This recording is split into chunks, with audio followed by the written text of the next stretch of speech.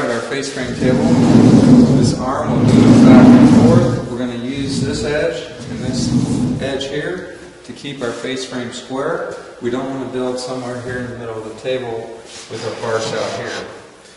This was labeled top left. This was labeled top right. We're going to put those upside down and build our nightstand face frame upside down. If these styles are longer than this height here, we can also build with left here, right here, and like so, because we're still using two straight edges, okay? However, for the nightstand, it's smaller, so we're going to take our left side, top left, upside down. Our arrows are pointing up, meaning this rail is going to go right above that line, right above that line, and our first one goes right down on this edge. So there's our right angle. It keeps it nice and square. We're going to move in closer with the camera so you can see me pocket drill. I used to use glue in the joint, however it's not required because it just messes up the face frame table. And it looks like somebody was trying to use some glue and left it on there, so we might have to scrape that off because this should be perfectly flat. If you notice a difference in the thickness of your wood at this point, it's time to go to the wide belt and get every piece of wood of your face frame the same thickness. Otherwise, when you go to clamp this, it's going to clamp on one, the thicker piece, and it won't even be touching your thinner piece. Okay? We can turn all these on at once, individually, or off by flipping this switch. So now they're all off, now they're all on. So we're going to use one at a time because our air pressure is about 120 and it really needs to be about 150.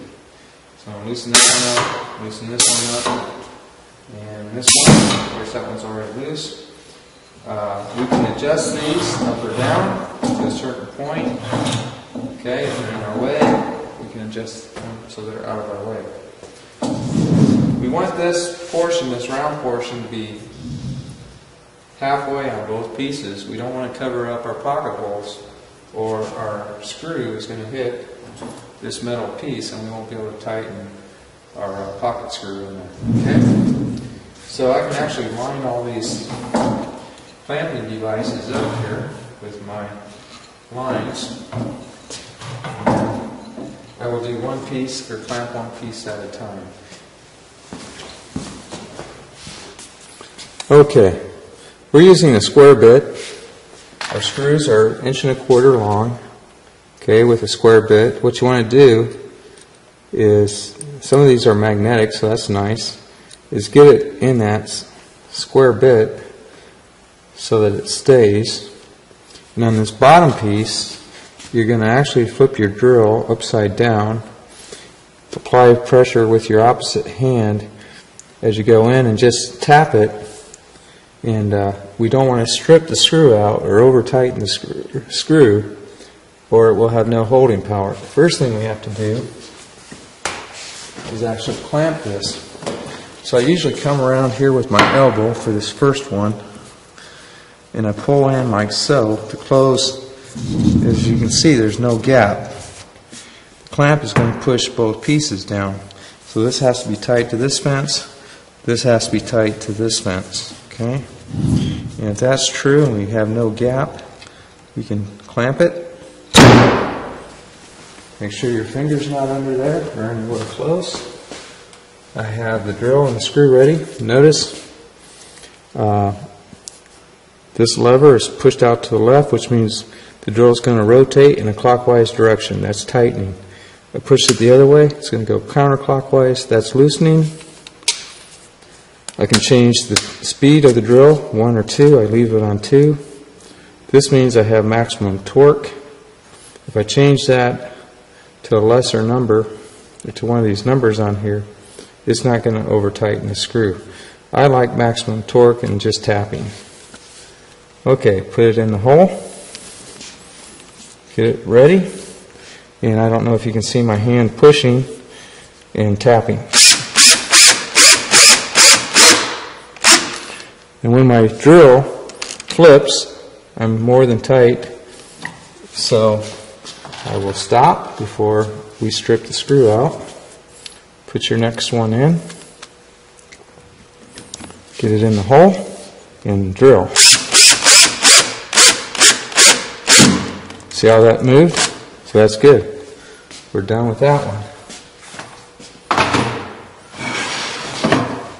Then we'll grab another rail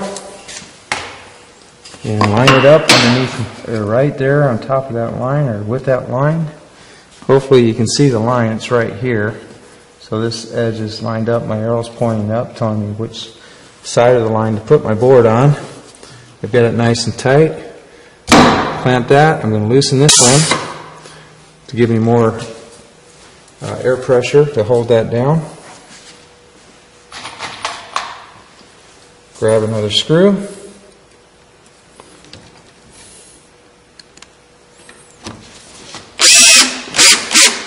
As I get to the end, that's where I start tapping. There, my drill moves. So my drill is going like that. When it goes like that, I need to stop drilling. So don't hold it too tight in your hand, or sometimes you can actually hurt your wrist. If you have a dead battery, go put it in the charger and put a fresh battery in. Okay. Get our next one ready. Right above that line, like our arrow says. If you have a crooked cut, it's probably going to show up. Let's see here. There shouldn't be any gap. Sometimes when you're at the miter saw, your board isn't tight to the fence, and you wind up with a crooked cut, and it shows up over here. Okay. Loosen this one. So we have maximum clamping pressure. Now if we had 150 psi, we could leave them all clamped with no problem. So there we go. That's tight. Everything should be flush. Everything should be tight with no gaps.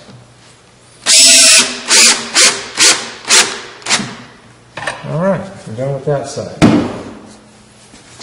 Now in this case, we're going to move to the right side. You probably didn't see that last one that I just did because the camera was squeezed nice and tight. A little too far over. There we go. And I might actually use this other clamp as well.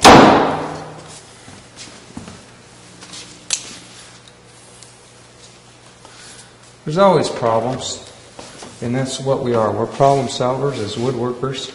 We learn to think on our feet. Once again, that's falling apart a little bit, so I don't like that. And if you run into this problem, it's something we can fix. So we'll pull this out of the way.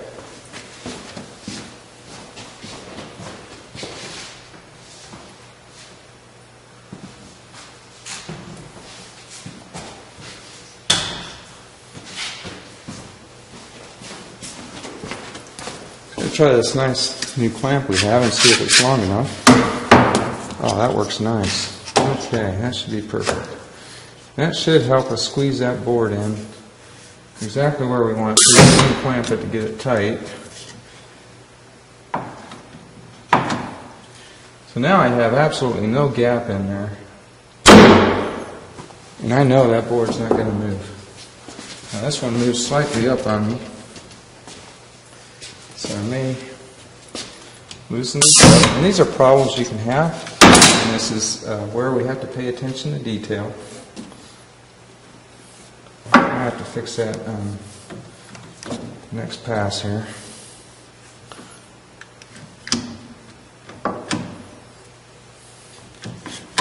Get a little hammer, tap that thing.